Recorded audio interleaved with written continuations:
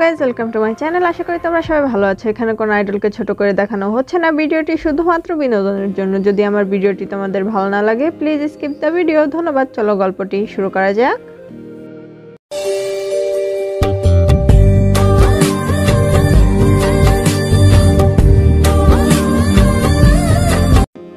নিজের অফিসের কেবিনে বসে কাজ করছিল। ঠিক সেই সময় দরজায় টোকা পড়ে। তে মাথা তুলে দরজার দিকে তাকায়।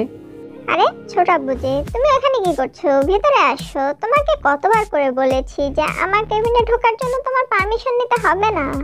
তা বললে তো আর হয় না তেমা, কারণ অফিসেরও কিছু নিয়ম কানুন আছে, আর আমি সেই নিয়ম কানুন উল্লঙ্ঘন করে চলতে পারি না। আচ্ছা ঠিক আছে, আমি বুঝতে পেরেছি তুমি আমার কোনো কথাই শুনবে না, আর তোমার কথার সাথে আমি পেরে উঠবো না। এখন কেন এসেছো সেটা বলো। আসলে নতুন কিছু প্রজেক্ট সাইন করার ছিল। এখন আমি শিওর হতে পারছি না যে কোন প্রজেক্টগুলো নিলে আমাদের কোম্পানির জন্য ভালো হবে। সেটা নিয়ে তোর সাথে ডিসকাস করতে এসেছি। আর হ্যাঁ, মিস্টার আরএম একটা ফাইল পাঠিয়েছে, সেটাই তোকে দিতে এসেছি। ও, বাবাই ফাইল পাঠিয়েছে, দেখি। সুবিন তেকে ফাইলটা দেয়। তে ভালো করে ফাইলটা চেক করে তারপর একটা বাঁকা হাসি দেয়। তা দেখে সুবিন জিজ্ঞেস করে, কি হয়েছে তে মা? মিস্টার আরএম কি এমন তোমাকে দিল যে কারণে তোমার ঠোঁটে এরকম হাসি? এই রহস্যময় হাসির কারণটা কি আমি জানতে পারি? অবশ্যই ছোট আব্বু, তোমার সম্পূর্ণটা জানার অধিকার আছে। তাই ফাইলটা কিসের? এটা এমন একটা ফাইল যে ফাইল পুরো ইন্ডাস্ট্রিকে কাঁপিয়ে দিতে পারে, এমনকি পুরো জিওন কোম্পানিকে উলটপালট করে দিতে পারে। কি বলছো? কি আছে এই ফাইলে? এটা হচ্ছে জিওন কোম্পানি ম্যানেজমেন্ট এগ্রিমেন্ট বলতে পারো। আসলে এটা হচ্ছে পাওয়ার অফ অ্যাটর্নি। বাবাই এটাতে সাইন করে দিয়ে বোঝাতে চাইছে যে ওনার অবর্তমানে জিওন কোম্পানি আমার আন্ডারে থাকবে। উনি আসলে যেহেতু জিওন কোম্পানির মালিক, যদি ওনার কিছু একটা হয়ে যায় বা কোনো সমস্যা হয় তাহলে ওনার অবর্তমানে আমি কোম্পানিটা হ্যান্ডেল করব, কোম্পানি আমার আন্ডারে চলবে। সেটাই কাগজ এটা। তাতে মা মিস্টার আরএম এমনটা কেন করলো? কারণ ওনার জিওন কোম্পানি ম্যানেজ করার জন্য তো ওনার ছেলে জাংকুক আছেই, তাহলে উনি তোকেই বা পাওয়ার অফ অ্যাটর্নিটা কেন দিল? বাবাই এই পাওয়ার অফ অ্যাটর্নিটা আমাকে এমনি এমনি দেয়নি ছোট আব্বু, এর পিছনেও একটা যথাযথ কারণ আছে। আসলে আমার যে শত্রুরা আছে তারা ওর পেতে আছে আমার ক্ষতি করার জন্য, সাথে জিমিনেরও, কিন্তু ওরা কিছুই করতে পারছে না। তো ওরা জানতে পেরেছে যে আমার দুর্বলতা জিমিনের পাশাপাশি জিওন্সরাও, তাই ওদের প্রথম টার্গেটটা এখন জিওনরাই হবে। আর জিওন্সদের সরানোর জন্য ওরা যে কোনো কিছু করতে পারে, তাই বাবাই পাওয়ার অফ অ্যাটর্নিটা আমার নামে করেছে, যাতে ওনার বর্তমানে সবটা আমি সামলে নিই, আর কোনো বিপদ আসলে সেটা আমার উপরে আসবে, ওনাদের উপরে যাবে না। মিস্টার আরএম এটা কি করে করতে পারে? উনি কিভাবে তোকে বিপদে ফেলতে পারে? ওনার কোম্পানির সব দায়িত্ব তোর উপরে ছেড়ে দিয়ে উনি কিভাবে এতটা নিশ্চিন্ত হতে পারে? আমি চাই না যে তুই কোনো বিপদে পড়িস, বিশেষ করে জিয়নদের জন্য। যতই হোক ওরা তোর আত্মীয়, ওরা তোর কাছের মানুষ, তারপরেও আমি চাই না অন্য কারোর জন্য তুই তোর ক্ষতি করিস। ছোট আব্বু তুমি ভুল বুঝছো, বাবাই এমনটা করতে চায়নি। সে আমাকে এই বিপদে ফেলতে চায়নি, সে প্রথমেই না করে দিয়েছিল, কিন্তু আমি জোর করেছি, তাই বাবাই এক প্রকার বাধ্য হয়ে রাজি হয়েছে। তারপরেও মিস্টার আরএম কাজটা মোটেও ঠিক করেনি। আমি জানি ছোট আব্বু, তোমার এটা মানতে কষ্ট হচ্ছে, তুমি চাও না আমি কোনো বিপদে পড়ি, কিন্তু এটা করাটা দরকার ছিল। কি দরকার ছিল? ওনার অবর্তমানে উনি তো ওনার ছেলেকেও কোম্পানির দায়িত্ব দিতে পারতো।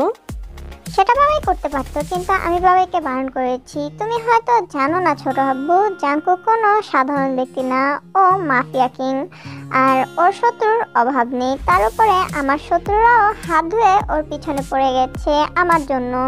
এখন যদি এই কোম্পানির ভেজালেও ওকে জড়িয়ে ফেলি তাহলে ও সব দিক সামলাতে একসাথে পারবে না। তাই বলে তুই নিজের জীবন ঝুঁকি নিবি?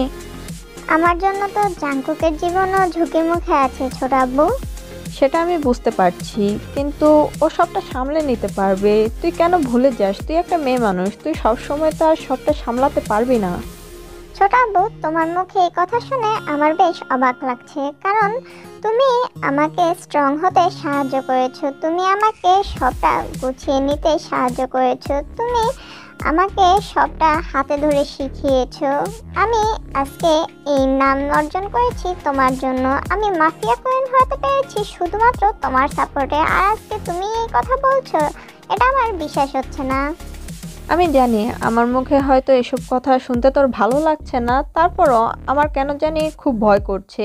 আমারও ভয় হয় যে আমি তোকে না হারিয়ে ফেলি। জিমিন আমার মেয়ে হলেও তুই আমার কলিজার টুকরা, তোকে আমি এতটুকু কষ্টতেও আমি দেখতে পারবো না, তাই আমার খুব ভয় হচ্ছে। আর আমার ভয় থেকে এসব কথা বেরিয়ে আসছে, আমি নিজেকে কন্ট্রোল করতে পারছি না। ইটস ওকে ছোট আব্বু, তুমি টেনশন করো না, আমি সবটা সামলে নেব, কারণ আমি তোমারও মেয়ে। তোর কথায় সুবিন কিছুটা আশ্বস্ত হয়, সে নিজেকে সামলে নেয়। তখন তে একটা এনভেলপ বের করে সুবিনের দিকে এগিয়ে দিয়ে বলে, এটা তোমার আর ছোট আম্মুর জন্য। এখন বাসায় যাও, বাসায় গিয়ে নিজেদের লাগেজপত্র প্যাক করে নাও। এটা কি? এনভেলপটা খুলেই দেখো। সুবিন সাথে সাথে এনভেলপটা খুলে আর ভিতরে কাগজপত্র দেখে তের দিকে ভ্রু কুচকে তাকায়। তে, এসবের মানে কি? কি আর, দেখতেই তো পাচ্ছ, ফ্লাইটের টিকিট। তোমার ফোনে একটা লোকেশন পাঠিয়ে দিয়েছি, তুমি আর ছোট আম্মু এখন ওই লোকেশনেই যাবে। আর আমি যতদিন না পর্যন্ত বলবো ততদিন তোমরা সেখানেই থাকবে। তার আগ পর্যন্ত অন্য কোথাও যাওয়ার চেষ্টাও করো না, আর কোথাও যাওয়ার চিন্তা ভাবনা মাথায় এনো না। যখন আমি বলবো তখন তোমরা আবার এখানে চলে এসো। কিন্তু কোনো কিন্তু না, আমি যা করছি তোমাদের সেফটির জন্যই করছি। জিমিন আমার সাথে থাকবে, আর এতক্ষণে বাবাই আর মামুনিও বোধহয় দেশ ছেড়ে তাদের গন্তব্যে পৌঁছে গেছে, তাই তোমাদেরকেও সেফ জায়গায় পাঠিয়ে দিচ্ছি। জাঙ্কুক নিজেকে হ্যান্ডেল করে নিতে পারবে, আর জিমিন আমার কাছে থাকবে, তাহলে কোনো সমস্যা হবে না। তোমরা যদি এখানে থাকো তাহলে তোমাদের উপর হামলা হতে পারে, আমি সবটা একসাথে সামলাতে পারবো না, তাই তোমাদের সেফটি আগে আমি প্রায়োরিটি দিয়েছি। তাই তোমাদের আগে সেফ জায়গায় পাঠিয়ে নিই, তারপরে আমি আমার শত্রুদের মুখোমুখি হব। ঠিক আছে, তুই যেমনটা ভালো মনে করিস। আর হ্যাঁ, এখানে প্রত্যেকটা মুহূর্তের আপডেট আমাকে দিবি, আর নিজেদের খেয়াল রাখবি, ঠিক আছে? ঠিক আছে, তুমি এসব নিয়ে একদম চিন্তা করো না। তে নিজের কুইন ভিলাতে বসে আছে, তখনই গাড়ির হর্নের শব্দ পায়। তা শুনে তে বসা থেকে উঠে দাঁড়ায় আর হেঁটে মেন ডোরের কাছে চলে যায়। মেনশনের দরজা খুলতেই দেখতে পায় যে জিমিন গাড়ি থেকে নেমে এসেছে, সাথে জেহপো আছে। দেখো ভাইয়া, আমাকে কোথায় নিয়ে এসেছো? আমি তো কিছু দেখতে পাচ্ছি না, আমার চোখের বাঁধন তো হলো। দাঁড়া, এত ছটফট করছিস কেন? এখনই খুলে দিচ্ছি। আসলে তেই জেহুককে বলেছে জিমিনকে এখানে নিয়ে আসতে, আর তের মেনশনে আসার নিয়ম তো একটাই, যেই আসে তার চোখ বাঁধা অবস্থায় থাকে, কারণ এই জঙ্গলের ভিতরটা প্রবেশ করার পথ একমাত্র ওর বিশ্বস্ত লোকেরা ছাড়া আর কেউ জানে না। তাই এখানে যারাই আসে তাদের চোখ বাঁধা অবস্থাতেই থাকে, আর জিমিনের ক্ষেত্রেও ঠিক একই কাজই তে করেছে। দাঁড়া যে হোক, আমি ওর চোখ খুলে দিচ্ছি। এই বলেই তে এগিয়ে গিয়ে জিমিনের চোখ খুলে দেয়। জিমিন চোখ তুলে এবার মিটমিট করে তের দিকে তাকায়, তাকিয়ে অবাক হয়ে বলে, এ আপু, তুমি এখানে? আর আমি এখানে কি করছি? জেহব ভাই আমাকে কোথায় নিয়ে এসেছে? জিমিন মাথা ঘুরিয়ে আশপাশটা দেখে বোঝার চেষ্টা করে সে আসলে কোথায় আছে। সে দেখতে পায় তার পিছন সাইডটায় অনেক বড় একটা জঙ্গল। এমন গভীর জঙ্গল দেখে জিমিনের কেমন জানি গাটা শিশির করে ওঠে। পরে মাথা ঘুরিয়ে সামনের দিকে তাকাতেই দেখে তেকে, আর তের পেছনে বিশাল এক মেনশন দেখে জিমিনের চোখ বড় বড় হয়ে যায়, কারণ মেনশনটা দেখতে বেশ সুন্দর। এত সুন্দর মেনশন দেখে জিমিনের চোখ চকচক করে ওঠে। আপু, তোমরা আমাকে এ কোথায় নিয়ে এসেছো? আর এত বড় মেনশন, এটা কার? এটা তো আমাদের কিম মেনশনের থেকে অনেক বড়। গাধি, এখনো বুঝতে পারলি না? এটা কুইন মেনশন, এটা তোর তেয়াপু মেনশন, যেখানে তোর তেয়াপু একা থাকে, আমাকেও থাকতে দেয় না। জানি না কি হয়েছে, হঠাৎ করে আমাকে বলেছে তোকে নিয়ে এখানে চলে আসতে। এখন থেকে তুই, আমি, ও নাকি একসাথে এই মেনশনে থাকবো। সত্যি আমার বিশ্বাসই হচ্ছে না, কুইন মেনশন এত বড়। আর আপু, তুমি আমাকে আগে আনোনি কেন? জেহব ভাইয়া, তুমিও জানতে যে কুইন মেনশন কোথায় আছে, তুমি আমাকে আগে একবার নিয়ে আসতে তো পারতে। ফর ইউর কাইন্ড ইনফরমেশন, আমিও জানতাম না কুইন মেনশন কোথায় আছে, কারণ তোমাকে এখন যে পদ্ধতিতে এখানে নিয়ে আসা হয়েছে আমাকেও ঠিক আগে ঠিক একই পদ্ধতিতে নিয়ে আসা হতো, যে কারণে আমি এক্সাক্ট লোকেশনটা জানতাম না। মাসখানেক আগে আমাকে চোখ খোলা অবস্থায় আনা হয়েছে, তাই আমি এখন জানি যে কুইন মেনশনটা আসলে কোথায় অবস্থিত। ও আচ্ছা, এই ব্যাপার। তাই তো বলি যে ভাইয়া কেনই বা রেন্টের অ্যাপার্টমেন্টে থাকতো। এই একদম খোঁচাতে আসবি না, কারণ আমার ইচ্ছা হতো তাই আমি থাকতাম, চাইলে আমি কি মেনশনেও থাকতে পারতাম, আমাকে তো আর কেউ বারণ করেনি। তা অবশ্য ঠিক। আচ্ছা হয়েছে হয়েছে, তোরা কি এখানে দাঁড়িয়ে কথা বলবি না ভিতরে যাবি? অলরেডি ঠান্ডা পড়তে শুরু করেছে, বাইরে থাকলে তোরা অসুস্থ হয়ে যাবি, তাড়াতাড়ি ভিতরে চল।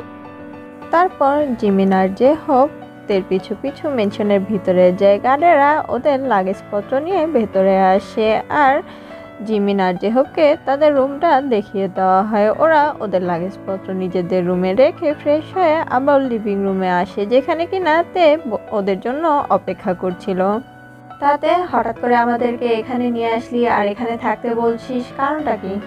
কারণটা খুবই সিম্পল, ছোট আব্বু ছোট আম্মু একটা কাজে দেশের বাইরে গেছে, তাই জিমিন এখানে থাকবে। আর তোকে এখানে আনে রাখার একটাই কারণ, সেটা হচ্ছে আমার তোর কিছু কাজে হেল্প লাগবে আর তোকে সবসময় জিমিনের আশেপাশে থাকতে হবে। তাই দেখতে এসব বলে টপিক চেঞ্জ করবি না, সোজা সবটা বল কি হয়েছে।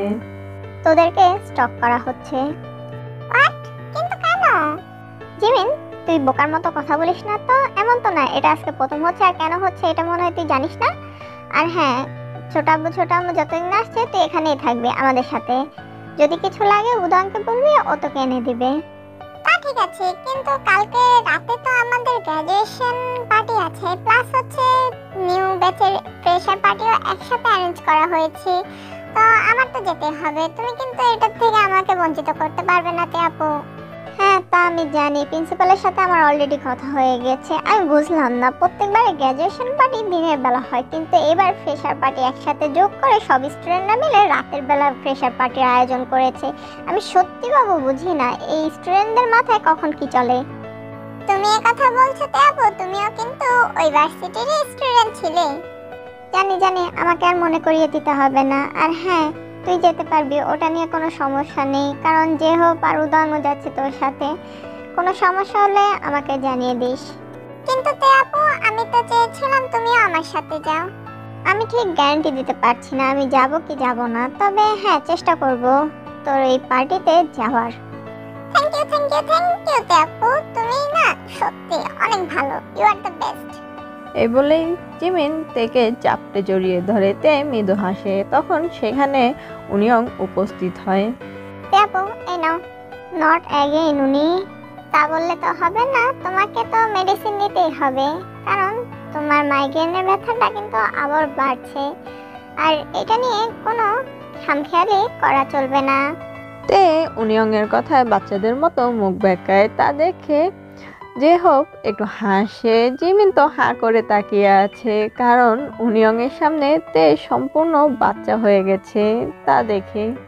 কিন্তু তে কিছুই বলতে পারে না, সুন্দর মতো পানির গ্লাসটা হাতে নিয়ে ডগডগ করে পানি খেয়ে ফেলে, সাথে মেডিসিনও নিয়ে নেয়।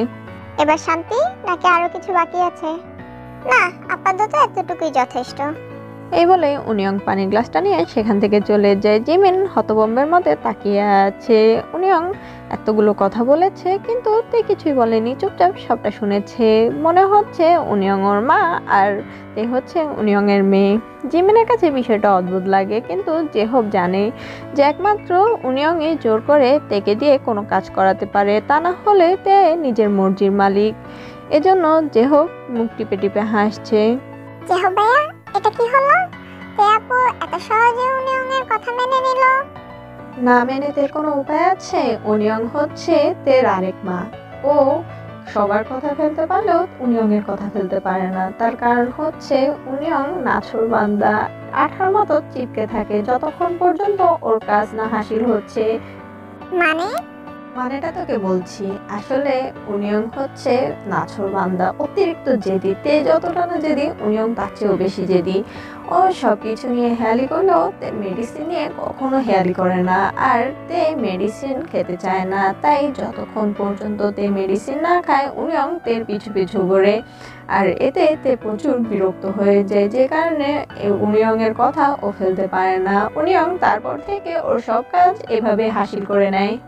কি ডেঞ্জারাস মেয়ে বাবা, যেখানে কিনা সবাই তেয়াপুকে ভয় পায় সেখানে এই মেয়ে তেয়াপুর উপরে দাপট দেখিয়ে বেড়ায়।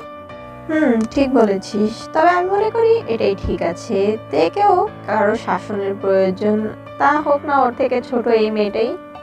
জিমিন মাথা নাড়ায় আর মৃদু হাসে। তারপর ওরা আবারও নিজেদের গল্পে মেতে ওঠে।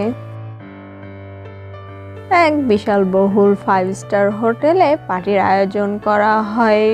হোটেলের হল রুমে গ্র্যাজুয়েশন পার্টির আয়োজন করা হয়, আর টেরেসে পুলের পাশে ফ্রেশার পার্টির আয়োজন করা হয়। সব স্টুডেন্টরা তাদের নিজেদের মতো মজা করতে ব্যস্ত, কেউ ছবি তুলতে ব্যস্ত, কেউ খাওয়া দাওয়ায়, কেউ ড্রিঙ্কস করতে, আবার কেউ একে অপরের সাথে সময় কাটাতে। জিমিন ততক্ষণে পার্টিতে চলে এসেছে। লিসা আর বাকিরাও সেখানে উপস্থিত। তখন লিসা জিমিনকে কনুই দিয়ে গুঁতো মেরে বলে, কিরে কি খবর তোর? আর পার্টি কেমন এনজয় করছিস বললি না তো? ভালোই তো এনজয় করছি, কিন্তু আমার থেকে মনে হয় তুই বেশি এনজয় করছিস। তার থেকে বেশি সব ছেলেরা তো তোকে চোখ দিয়ে গেলে খাচ্ছে, যেভাবে পটে বেবি সেজে এসেছিস। ভাবছি কাইবে বোধহয় তোর জন্য কয়েকটা বডিগার্ড হায়ার করে পাঠানো দরকার ছিল। আজকে যদি কেউ তোকে কিডন্যাপ করে নিয়ে যায় তাহলে কি হবে বলতো? হয়েছে, আর মাখন মারতে হবে না। এখন বল, তোকে যে কাজটা করতে বলেছি সেটা করেছিস? হ্যাঁ, তেয়াপুকে বলেছি এখানে আসার জন্য, কিন্তু তেয়াপু বলেছে সে গ্যারান্টি দিতে পারবে না। যদি সে আসতে পারে তাহলে অবশ্যই আসার চেষ্টা করবে।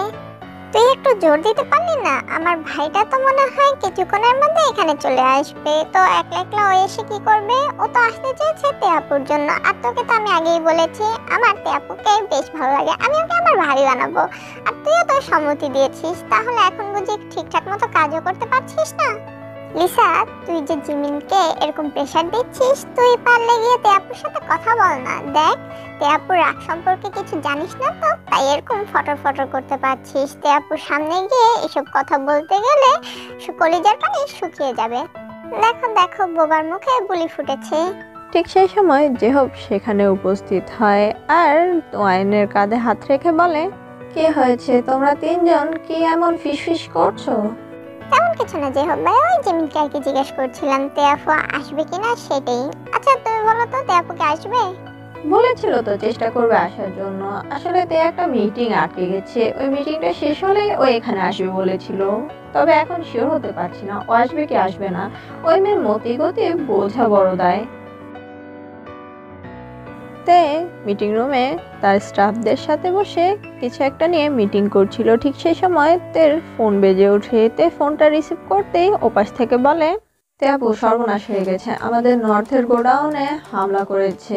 নর্থের গোডাউন? কোন গোডাউনের কথা বলছিস তুই? নর্থে তো আমাদের অনেকগুলো গোডাউন আছে। তে আপু, আমাদের যে নতুন কোম্পানি তুমি খুলেছো নর্থে, ক্রিয়েটিভ ডিকেট, সেটার গোডাউনের কথা বলছি আমি, যেখানে কিছুদিন আগে আমাদের অস্ত্র সাপ্লাই হয়েছিল।